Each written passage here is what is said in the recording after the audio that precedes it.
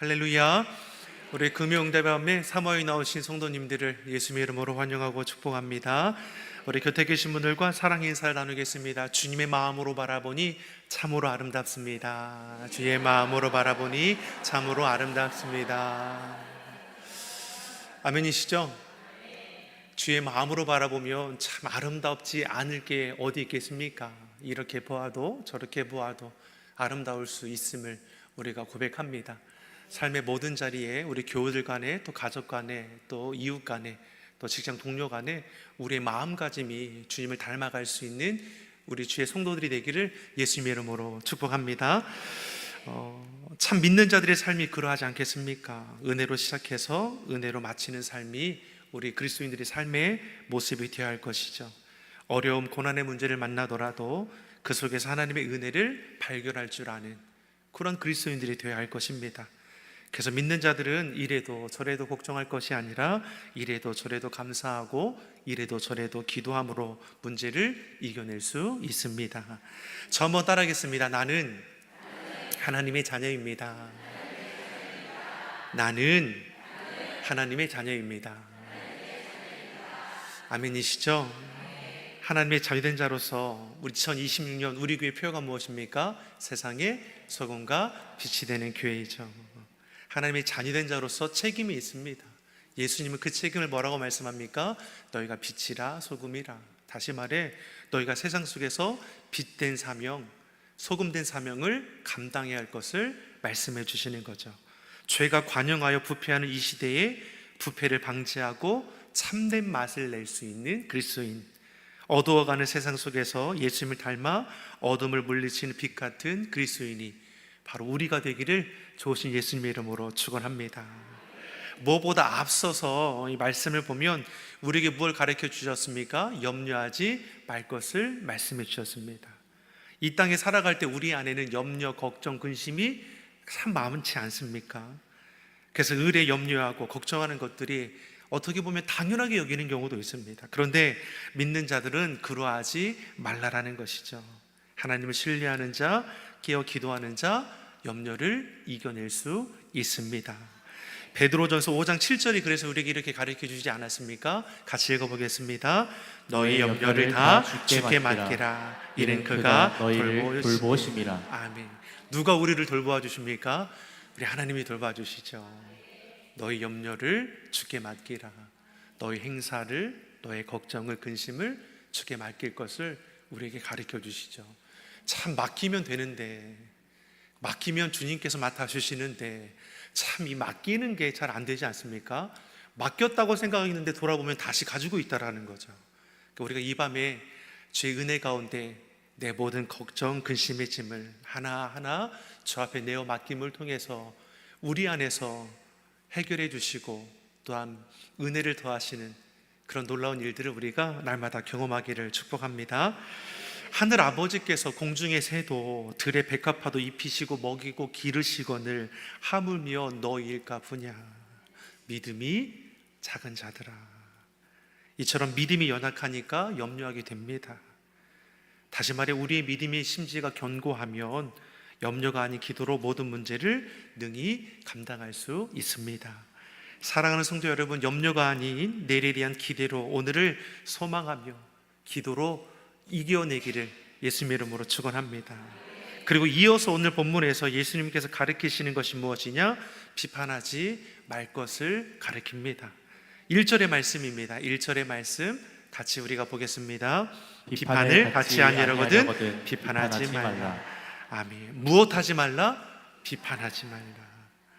이 말씀은 당시 예수님께서 누구를 향해 주시는 말씀입니까? 이 바리새인들입니다. 바리새인들이 누구입니까? 율법을 지키던 자입니다. 율법에 정통하고 경건 생활에 힘쓰던 자이죠. 하루 3번 기도하고 일주일에 2번 금식하고 구제하는 일에도 늘 힘썼습니다. 이들은 스스로를 의롭다 여겼습니다. 자신들의 의로움을 뽐내기를 좋아했습니다. 하루에 3번 기도할 때도, 일주일에 2차례 금식할 때도, 이웃을 구제하는 일에도 사람에게 보이는 것을 좋아하고 이로 인해 인정받고 높임받는 것을 즐거워했습니다. 여기까지는 그렇다 할 수 있는데 이들이 행하는 일들 가운데 비판하는 일들이 많았다라는 것이죠. 상대적으로 율법을 지키지 못하는 자들, 율법 가운데 살아가지 못하는 자들, 경건 생활에 미흡한 자들을 향해 비판하기를 즐거워하며 동시에 자신의 의로움을 뽐내었다라는 겁니다. 당시의 창기들, 세리들은 감히 하나님 앞에 나오지 못할 죄인이었습니다. 이들을 향해서는 어떻습니까? 손가락질하는 것이죠. 저들을 향해 바리새인들은 죄인이라 비판합니다. 그리고 기도할 때도 이 바리새인들이 기도할 때 어떻게 기도합니까? 저들과 같지 않음을 감사하고 더욱더 자신들의 구별되고 의로움을 나타내지 않았습니까? 누가복음 18장의 말씀을 보면 예수님께서 바리새인들과 세리의 그 비유를 들어서 우리에게 가르쳐 주셨습니다. 기도하러 성전에 올라가죠. 바리새인은 세리와 함께 서서 기도하지 않습니다. 따로 서서 기도하는데 그 기도의 모습이 어떠하냐? 누가복음 18장 11절 12절이 이렇게 우리에게 가르쳐 주죠. 우리 천천히 같이 한번 보겠습니다. 바리새인은 서서 따로 기도하여 이르되 하나님이여, 나는 다른 사람들 곧 토색, 불의, 간음하는 자들과 같지 아니하고 이 세리와도 같지 아니함을 감사하나 나는 일에 2번씩 금식하고 또 소득의 11조를 드리나이다 하고. 아멘. 분명 하나님은 우리의 예배를 기뻐 받으십니다. 우리의 예물, 우리 헌신과 또한 수고를 기뻐 받으십니다. 근데 바리새인들의 기도를 보면 저들의 예물, 저들의 헌신, 저들의 수고가 누구를 위한 것인가? 정말 하나님의 영광을 위한 것인가? 그렇지 않다라는 거죠. 자신들의 의로움을 뽐내기 위한 자기 자랑거리밖에 되지 못했습니다. 바리새인은 자신의 경건한 의로움을 자랑하면서 따로 서서 기도하는 세리를 향해서 비난하고 정죄하며 저들과 같지 않음에 대해서 감사합니다. 반면에 세리는 어떻게 기도하고 있습니까? 멀리 서서 감히 하늘도 쳐다보지 못하고 기도하죠. 누가복음 18장 13절의 말씀입니다. 저들의 기도의 모습입니다. 같이 보겠습니다. 세리는 멀리 서서 감히 눈을 들어 하늘을 쳐다보지도 못하고 다만 가슴을 치며 이르되 하나님이여, 불쌍히 여기소서. 나는 죄인으로소이다 하였느니라. 아멘. 세리는 스스로 무엇라고 여깁니까? 죄인이라 여기죠. 하나님 앞에 나아가는 것도 부끄러운 겁니다. 감히 하늘을 우러러 쳐다보지도 못하죠. 가슴을 치며 고백하기를 나는 죄인입니다. 나를 불쌍히 여기소서. 앞에 바리새인은 저들과 같지 않다고 자기 의로움을 자랑하면서 떵떵거리는데, 죄인을 취급받던 세리는 감히 하늘도 쳐다보지 못하고 자신의 죄임을 고백하며 하나님의 긍휼하심을 구하는 것이죠. 이 둘의 모습을 예수님께서 비유로 말씀하시며 누가 의로운 자냐? 무릇 자기를 높이는 자는 낮아지고 자기를 낮추는 자는 높아지리라 말씀하시며 세리의 의로움을 예수님께서는 고백하시죠. 사랑하는 성도 여러분, 인생을 판단하시는 분이 누구이십니까? 우리 하나님이시죠. 사람은 불완전합니다. 그리고 공평하지도 못합니다. 스스로를 객관적이라 말하지만 결국 자기 중심적으로 살아가는 것이 우리 인생입니다. 예수님께서 비판하지 말라는 이 말은 불의를 못 본 채라 이런 거 아니죠. 잘못을 덮어주라 이런 것도 아닐 것입니다.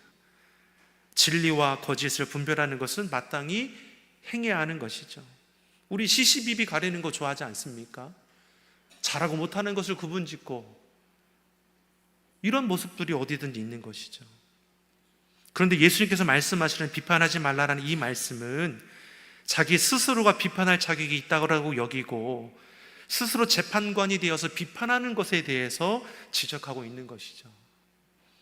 야고보서 4장 11절에서는 더욱더 명확하게 우리에게 이렇게 가르쳐 줍니다. 같이 보겠습니다.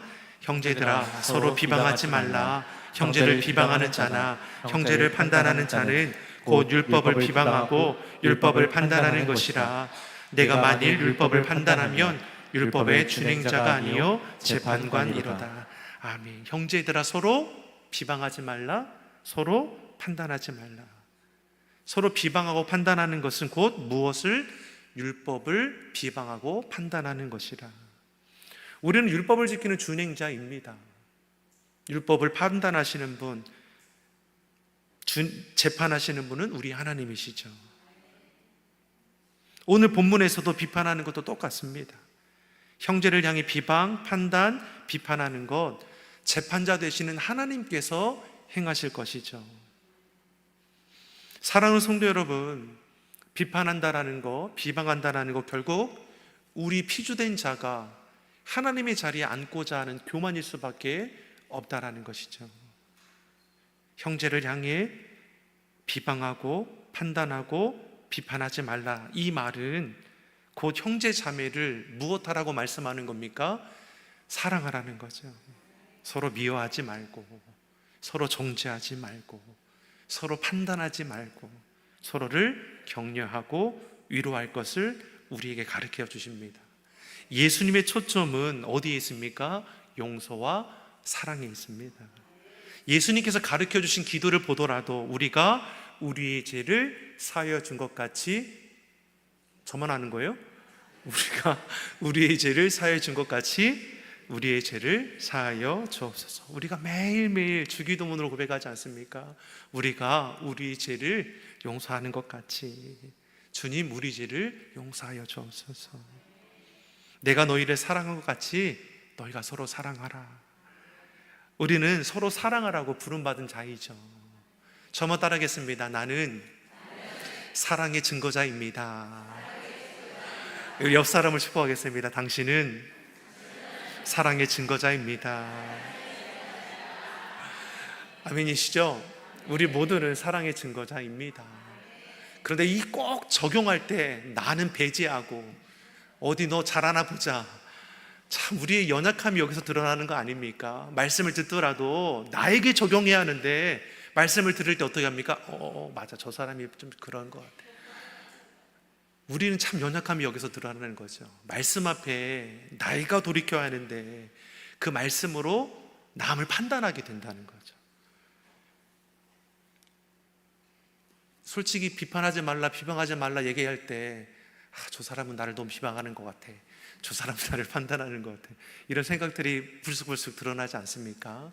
그러한 연약함까지도 우리가 하나님 앞에 다 내어놓으며 내 중심이 아니라 하나님 중심으로 우리 삶을 세워갈 수 있기를 예수님 이름으로 축원합니다. 사랑에 대한 예화를 들 때 제가 어린 자녀와 경험했던 일을 종종 나누는데 아마 들어보시면 알 거예요. 알아도 처음 듣는 것처럼 또 들으시면 되겠습니다. 저희 둘째 딸이 어릴 때 동화도 많이 읽어주고 이 동요도 많이 불러줬습니다. 어린이들이 책 읽어달라고 하잖아요. 그러면은 이제 한번 붙들리면 이제 1시간이고 막 이렇게 책을 읽어주잖아요. 그럼 조금 읽다가 막 이만큼 넘기면 손을 딱 잡고 이렇게 다시 이렇게 돌리고, 아이들도 안다는 거죠. 근데 그 어린 저희 딸이 어릴 때 제일 좋아했던 동요가 곰 3마리입니다. 기억나시죠? 참 어릴 때 그 동요 얼마나 많이 불렀는지 몰라요. 늘동도 같이 하면서. 곰 3마리가 한 집에 있지 않습니까? 아빠 곰이 있고 엄마 곰이 있고 애기 곰이 있죠. 아빠 곰은 뚱뚱합니다. 엄마 곰은 날씬합니다. 애기 곰은 귀엽죠. 으쓱으쓱 잘한다. 이 노래를 항상 같이 부르고 너무나 즐거워했습니다. 근데 어느 날 이제 이 노래를 같이 부르는데 언제부턴가 이제 노래가 이제 바뀌는 거죠. 곰 3마리가 한 집에 있어. 아빠 곰, 엄마 곰, 애기 곰. 아빠 곰은 뚱뚱해. 엄마 곰으로 넘어가는데 또 아빠 곰은 뚱뚱해. 아빠 곰은 뚱뚱해. 으쓱으쓱 잘한다. 그래서 너 왜 자꾸 그렇게 부르니? 하고 다음에도 또 부르는데 또 그렇게 부르는 거예요. 그래서 제가 웃으면서, 여러분, 날씬한 사람에게 뚱뚱하다는 것은 뭐 농담거리가 되겠지만 뚱뚱한 사람에게 뚱뚱하다는 것은 이거 기분이 상하는 거 아닙니까? 아무리 딸이라고 하지만 얘가 뭘 알고 그렇게 얘기하는 건지 이런 생각이 들 수 있죠. 근데 어떻습니까? 그 얘기 들으면서 제가 불끈 화가 나가지고 이놈의 자식이 어디서 한 번만 하면 되지 2번 더 3번 더, 제가 그렇게 제가 아이한테 얼굴을 붉히면서 하겠습니까? 그렇지 않죠. 어린아이가 그렇게 하는 게 얼마나 재밌어요. 얼마나 즐거워요. 그러면서 같이 가는 거죠. 근데 하연아, 아빠 곰만 뚱뚱한 거 아니야. 엄마 곰도 뚱뚱해. 그리고 너도 사실 사랑 성도 여러분, 사랑 안에는 비방이 없습니다. 자기 이제 딸이 그렇게 얘기해도 웃고 지나갈 수 있는 거 아닙니까? 서로 정죄하고 판단함이 없죠. 사랑은 허다한 죄를 덮어준다고 말씀합니다. 하나님이 이 같은 사랑으로 우리의 죄를 대속하여 주셨고 우리를 자녀 삼아 주셨습니다. 변함없는 사랑으로 지금도 여전히 우리를 지키시고 돌보아 주시죠. 그 사랑을 우리가 받았습니다. 그리고 그 사랑으로 우리가 이 땅까지 살아가죠. 그 사랑이 우리 안에 넘쳐나면 싫은 소리를 들어도 이해할 수 있고 용납할 수 있습니다. 혹 정말 나를 싫어해서 날카롭게 내던지는 말도 내 안에 사랑이 있다면 충분히 감당할 수 있습니다. 사랑의 마음이 있으면 실수를 보아도 이해하고 잘못되어도 용서가 되는 것이죠. 그래서 믿는 우리는 사랑의 마음을 달라고 기도해야 합니다. 저 사람 바꿔주세요. 저 사람 저러해서 쓰겠습니까? 이게 아니라 내 안에 사랑의 마음을 주세요. 이것이 주님 안에서 구원함을 입은 자의 모습입니다. 그래서 믿는 자는 더 사랑하고자 하는 작정한 자이죠. 여러분, 우리는 자유된 자의 책임이 있다고 했습니다. 예수님은 소금, 빛이라고 우리에게 말씀해 주시죠. 그럼 이것이 우리 삶으로 드러나야 하는데 예수님은 너희의 착한 행실을 통해서 주님을 알지 못하는 자에게 하나님의 영광을 보이라고 했습니다. 착한 행실을 우리가 삶에 증거하는데 그것이 무엇이겠습니까? 더 사랑하는 모습으로 나타내는 거 아니겠습니까? 옆 사람이 이렇게 고백하겠습니다. 내가 더 사랑하겠습니다. 아멘이시죠? 여러분, 우리가 더 사랑하십시오. 내가 더 사랑하면 됩니다. 내가 더 이해하면 됩니다. 내가 더 용납해 줍니다. 부부싸움 일어나는 게 왜 그렇습니까? 관계가 깨어지는 것이 왜 이겠습니까? 다 자기 중심이죠. 그렇지 않습니까? 그래서 하나님의 은혜를 더, 하나님의 사랑을 더 기억하고 그 은혜 가운데 살아가는 자가, 여러분, 손해본다 생각하지 마시고 이것이 하나님이 내게 주신 사명이라 알고 믿는 자가, 주의 사랑을 아는 자가 더 용납하고 이해해 줄 수 있는 그런 넉넉함이 있기를 소망합니다. 믿음의 선포 참 중요합니다. 내 마음이 인정되지 않더라도 끊임없이 말씀 안에 믿음의 선포는 나를 바꾸어갑니다. 그래서 제가 시키더라도 나는 그 고백하고 싶지 않은데 하더라도 하십시오. 우리의 믿음의 고백이 우리의 삶을 조금이나마 바꾸어갑니다. 아멘이시죠? 예수님께서 나를 따라오려거든 자기를 부인하고 자기 십자가를 지라 했습니다. 자기를 부인하는 일이 여러분 쉬운 일입니까? 자기의 생각을 내려놓는 거, 자기의 고집과 아집을 꺾어버리는 게 쉬운 겁니까? 그렇지 않습니다. 그럼에도 나를 부인하고 자기 십자가를 지고 묵묵히 나아가야 하는 것이죠. 예수님은 비판하지 말라 할 것을 말씀하시며 왜 비판하지 말라고 했습니까? 비판할 자격이 우리에게는 없다라는 거죠. 비판을 받을 자가 비판을 하고 있으니 참으로 엉뚱한 거 아니겠습니까? 자신의 죄에 대해서는 무관심하고 관대하면서 다른 사람의 죄에 대해서는 비판하고 판단하는 그런 위선 덩어리를 삶의 모습인 것이죠. 남을 철저히 판단하면서 스스로에 대해서는 판단하지 않는 위선, 외식을 예수님께서 바리새인들에게 분명히 말씀해 주는 겁니다. 3절과 4절에 뭐라고 말씀해 주고 있습니까? 3절 4절입니다. 어찌하여 형제의 눈 속에 있는 티는 보고 내 눈 속에 있는 들보는 깨닫지 못하느냐? 보라, 내 눈 속에 있는 들보가 있는데 어찌하여 형제에게 말하기를 나로 내 눈 속에 있는 티를 빼게 하라 하겠느냐? 아멘. 티, 들보 비교해 보십시오. 들보가 무엇입니까? 건물을 지탱해 주는 크고 중심이 되는 그 기둥인 것이죠. 반면에 티는 무엇입니까? 들보와는 비교할 수 없는 극히 작은 이 겨 한 조각이라고 볼 수 있는 거 아닙니까? 형제의 티끌과 같은 작은 허물에 대해서 너무나 쉽게 비방 판단하면서 어찌 너희는 티끌과는 비교할 수 없는 커다란 들보가 있음에도 스스로는 돌아보지 못하느냐는 것이죠. 본문의 예수님은 다른 사람을 비판하기 전에 무엇을 기억하라고 말씀하십니까? 다른 사람을 비판할 때 자기 자신도 동일한 기준으로 비판할 수 있겠냐라는 것이죠. 그러니 2절에서 이렇게 말씀해 주지 않습니까? 우리 본문 2절의 말씀입니다. 같이 보겠습니다. 너희가 비판하는 그 비판으로 너희가 비판을 받을 것이요 너희가 헤아리는 그 헤아림으로 너희가 헤아림을 받을 것이니라. 아멘. 너희가 형제를 비판하면 그 비판으로 하나님이 너를 비판하실 것이고, 너 형제를 헤아리는 그 헤아림으로 하나님 앞에 그 헤아림을 받을 거라는 거죠.